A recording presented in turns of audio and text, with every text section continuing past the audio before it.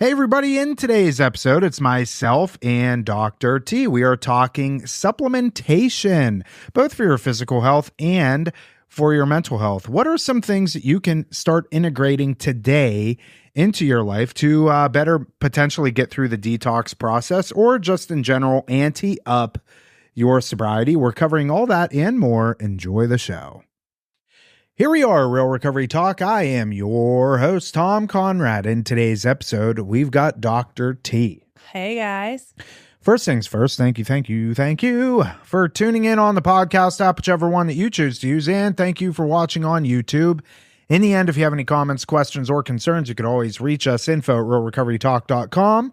Again, that's info@realrecoverytalk.com, and ultimately, we want to help you turn your mess into your message, right, T? That's right. Also, go to realrecoverytalk.com. On the homepage, you're going to see a little link that says schedule a call. Click that link, and all you have to do is put your email in, sign up, and you get free 10, 15-minute call with us, and we can go over your current situation and see if we can help you in any sort of capacity. Also, go to Facebook to join our Facebook group. It's called the Sobriety Network. We did rebrand it. It was called Real Recovery Talk Support Group, but we since have changed the name to the Sobriety Network. So go there, click join, answer a couple of questions, and we're going to let you in. It's basically a platform for anybody. We welcome all people that have struggled with addiction or alcoholism, or if you're a family member or a loved one that has somebody in your life that struggles with addiction, we want to invite you there. It's the town hall of addiction conversation, if you will, right, T? Right. Yes, and also go to realrecoverytalk.com/services. If you would like to schedule a call with myself, Ben, or Dr. Tambini for a full hour of our undivided attention, you can do that at realrecoverytalk.com/services. Just click whoever it is that you want to speak with, make payment, and we will be notified, and we will get with you and set up a time to have those conversations with you. And I've been doing quite a few of those, and I enjoy them. They're pretty fun. Mm-hmm. And also go to realrecoverytalk.com/guides with an S, GUIDES, to see the catalog of free PDF downloads that you can get and scan them, see which ones that may pertain to your situation. Put your email in, download it, hang it on your refrigerator, and in fact, use it. That is it. Hello, T. Hello, Thomas. How are you? Good. How are you? Not too bad. You're getting ready to go to Thailand. I am. Next week. Have you ever been to Thailand? Never. Have you? No. I'm sure you probably could imagine. I've only been out of the United States of America a couple of times, and that was to go to Canada because the drinking age was 19. Oh, lovely. Yeah. Mm-hmm. 19. That's the random number. Like not 18. Wow. Maybe it is 18. What? No, it's 19. Oh, really? It is 19, Oh. Yeah. It was only 3-hour drive from me, where I grew up. Pennsylvania. Yeah, so we would go up there and, drink legally. It was okay. Loonies and toonies. That's what I remember. That's their currency. I think. That at least I don't know. I think it's loonies and toonies. I know nothing about Canada. I know it's got Justin Trudeau. Yeah. Who's Justin? He's the prime minister or whatever, the president of Canada. He's not well liked from what I understand. Okay. Yeah. So, but anyways, here we are. We were going to have a primarily nutrition discussion today. We posted in the Facebook group and wanted to talk about some nutrition questions that we've had from the Facebook group. And, hopefully you could take away some good tips and maybe some tricks to implement into your sobriety journey. And some of they can honestly counter transfer to anybody. Just because you don't have to be struggling with addiction to benefit from this stuff. So go ahead, T. I'll let you start us off. So there was a few questions and we can just kind of run through them and just kind of ad-lib things.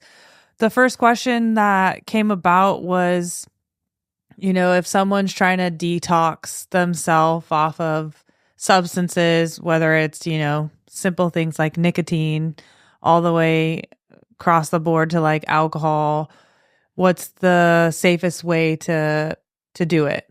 Right. So I just took it from the perspective of like, if this was someone asking me if they're at home, not wanting to really go to the doctor or seek help, and maybe they don't want to do treatment, which is okay, and they want to try to do it themselves first. So I just made like the few things that came off the top of my head were, one, if it is a substance that has life-threatening implications, like to detox from, like alcohol and benzodiazepines, obviously don't try it at home.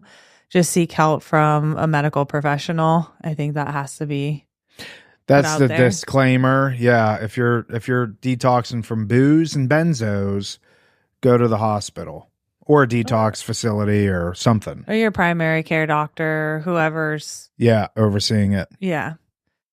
I think the next thing on that list that I had was to just manage expectations, because I think we all, no matter what, even if you use sugar as the substance that you want to come off of, I don't think people really understand how much of a hold it really has on you. So when you go through the process, you're going to feel pretty miserable. You're going to have mood swings, cravings, irritability. You're not really going to know what to do with yourself depending on what the substance is. And you have to like manage your expectations of this. Like, it's not going to be uneventful. It's going to be very eventful, and it's going to hurt. And if you just go into it with that expectation and understanding that, then I think it's better tolerated. If you tell yourself ahead of time, this is going to really suck, I have to mentally prepare myself for the challenges that are going to come, then I'll be better, prepped to deal with it. But if you think it's going to just be an easy thing where you're like, oh, I'm just going to taper and do this and that, and everything should be fine, I think that's an unrealistic expectation. I can't tell you how many times I've had conversations with people and when somebody initiates conversation of wanting to go to treatment, a lot of times you have to go to detox. And I'll bring that up. Hey, the levels of care that we offer, we don't offer detox, so that's something that you'll have to do. And sometimes they're like, well, I'm gonna detox myself at home. And it's like, no, you're not. Mm-hmm. Yeah, I know you think that you're going to, but 9 times out of 10, that's unrealistic. And, all you end up doing is just prolonging the process. Now, sometimes you do have the situations where they don't have the resources to go to a detox facility or, whatever the case. I have seen it happen before where people do detox themselves, but man, I'll tell you, if you don't have to, like absolutely have to, you're better off go into a detox facility, or even your primary care physician. They can give you maybe some comfort meds and you can do it like on an outpatient level of care. But, if you're thinking that you're going to do, especially with alcohol and benzos, or anything for that matter, heroin, fentanyl, you feel like absolute shit. And so you do too, even if it's like nicotine or caffeine. Yeah, well, I've never really detoxed off those, so I don't know. I mean, I can imagine. Speaking of nicotine, I think I left mine. Oh, no, they're in my pocket. Here we are. I have a problem. I take, the Zens, if you will. Yeah, they're, on, but it's like a Zen. I think vaping too. I mean, now that vaping's so prevalent, people are constantly vaping in their cars, while they're working, while they're in bed. It's bad. Yeah. And the amount of nicotine that they're taking in is so high. And to just cold turkey off that, I had a lot of friends that have tried and they're like, I will literally murder someone if I just cold turkey this. So I need an action plan. Can you help me with it? Yeah, nicotine patch.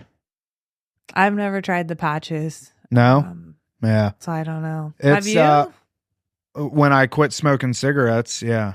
Okay. Yeah. And then, so I used the nicotine patches to get off of the cigarettes, But then shortly after I stopped cigarettes, I picked up chewing tobacco again. So that kind of negated the whole purpose of it. Right. And then I stopped the chewing tobacco and went back to the nicotine patches, and now I'm on to my Zins. What about like nicotine gum? I don't like it. It tingles my throat. It tingles your throat? Yeah, it gives me like a Okay. I don't like it. Stevie Buckets is 1 week off of vaping. Good for him. Yeah, at the time that this episode will release, if in fact he continues stopping, it'll be close to a month. Good. Yeah. So yeah. I think too with that, it's like with the smoking and the vaping, it's that like oral fixation, or it's like an anxiety comfort thing, So that's like a habit that has to also be broken. Obviously, the effect of nicotine is one thing, but the habits that come along with it. Yeah, nicotine's really hard to break. So what are some of the nutritional things, supplements that people can do in terms of, let's just say we get past the detox process and now we're through that. But I firmly believe, because I've experienced it myself and continue to experience it, depending on what I'm putting into my body is going to directly affect how I feel. If I eat a sleeve of Oreos or a box of Oreos, which I've been known to do, I do not feel good the next day. So I think nutrition is obviously a very important piece to this. And oftentimes people bypass it. They're like, oh, I'm not drinking, I'm not drugging anymore. And they still just eat like absolute garbage. And it's like, okay, but you're not getting the full experience of sobriety. So where's a good starting place for somebody? Good starting place, because I've always asked this, and I think it's probably going to sound very simple, and it's probably easier said than done, but starting place for me that I tell people is like, eat whole foods. No more snacks, unhealthy snacks like Oreos, no more processed food. You should just eat whole foods. And what I mean by whole foods is like, if you're going to eat a snack, make sure obviously with every meal, every snack, you have protein included. So whether that's a lean meat or a high protein dairy like cottage cheese or Greek yogurt, right? You have to have protein because that helps with satiety, which in turn will help with energy levels, etc. And then with it, you want to always take in vegetables and a carbohydrate. So whether that's fruit, rice, or potatoes. And if you kind of stick with that bare bones, simple regimen and not worry on the front end about macronutrients, micronutrients, or a keto diet or intermittent fasting, just start very basic. Because people, I bet you if we asked the employees here, 9 out of 10 of them, Ben being the only one person that probably is the only person who does that. Destiny. Okay, Destiny sorry. eats good. 8 out of 10. Destiny and Ben seem to have it pretty locked in. Everybody else is, Nicole and Hannah, or Nicole and Maya, they eat pretty good. Hannah eats good, but she's surprised. She will literally bring in cereal. She'll bring in like a Ziploc bag of cereal with milk. And I'm like, you're literally a 5-year-old. Like you're eating Cheerios for lunch. Right. But how many calories is in a bag of Cheerios? I think it's very deceiving. Speaking of cereal, you want a hack? What? I think I've shared this before. Magic Spoon. Have you heard of Magic Spoon? You've never heard of Magic Spoon? I think I might have. High protein cereal. Is it in Publix or you have to buy it online? Well, they do. They probably now sell it in Publix, and they do sell it at Costco. It's got 13 grams of protein per serving. Okay. So, if you eat a whole box like I do, literally a whole box, because there's only 5 servings in one box. Okay. It's like, you open the cereal and you pull the bag out and it's like half full. So I just pour the whole bag into a bowl. But, that's a solid 65, 70 grams of protein. And I think each serving is about 140 calories. So, it's a solid 800 calorie bowl of cereal, but it's a lot of protein. And how many grams of carbs? I don't know. I haven't looked at that. Okay. I mean, but we could do the math. If 70 grams of protein times four, that's 280. So yeah, the rest is going to be carbs and fats, but who cares? I mean, as long as, it's better than like Cocoa Puffs, which is what I would go to. Agreed. But if you just stick to the bare bones basic thing that I've everyone, that goes back to what you said, a lot easier said than done. It is. There's an emotional component to it. There is, but it's also a lifestyle change. People have changed their life to be sober and be in recovery. You can change your life, Tom. Yeah. As I'm drinking a Celsius, caffeine and nicotine. All right. So what about some supplements? What are some good supplements that people can take? So whether you're going through a detox process or not, I like for us to just talk about all supplements. Like, I am not big on supplements only because I feel like if you're eating whole food, you should be able to get all of the macronutrients and the micronutrients that one would need. Now, I know that's a blanket statement because I personally work with a nutritionist and she tells me, she writes, my meal plans for me. But she still has me taking some supplements.